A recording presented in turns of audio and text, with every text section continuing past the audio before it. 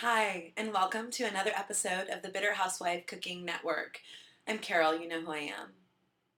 So it's Friday and it's raining out, and if you're anything like me, you've dropped Tanner and Kennedy off at school, and you've had now 2 hours to just watch the rain and think about the sad, pitiful path your life has taken and how much you wish things were different, but you just can't make them different. When you feel like that, there's nothing better than making a casserole, and that's what we're going to do today. So, as you know, the first ingredient in any recipe on the Bitter Housewife Cooking Network is resentment, of course, but you don't need to add that. It's living in your heart.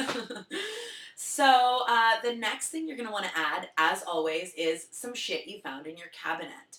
So, today I just basically reached my drunk hand into the cabinet and grabbed a few things, and we came up with some real winners. The first is enchilada sauce, okay, which will add a kick to whatever you're making. The next is canned pumpkin. I'm fairly sure it's expired, but I'm sure once we bake it, it won't matter.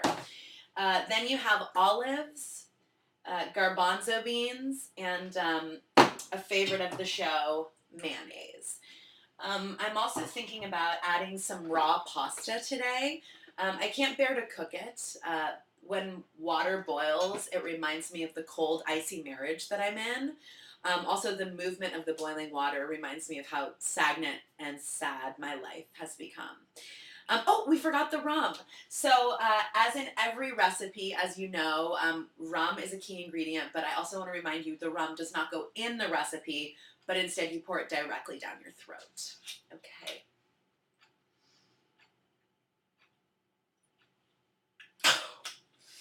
That's a good casserole. Okay, so you're gonna mix all the ingredients together and then you're gonna spread it in a pan. It really doesn't matter what kind of pan. Doesn't really even matter if you make the casserole or not. Because, frankly, they're just gonna shove it in their ungrateful little gullets anyway. And someone's gonna get pissed off during dinner and something's gonna spill.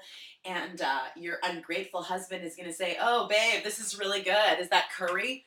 No, Rick, it's not curry. Do you know what curry tastes like? Because sage and curry are fairly markedly different herbs. But you wouldn't know that, would you? Because you don't even know what's going on around here. But I mean, he works really hard, so I'm sure it's easy to be distracted when you're working that hard. Anywho, so let's mix everything together. Spread it in a pan, and then you just want to pop it in the oven and make sure it doesn't burn.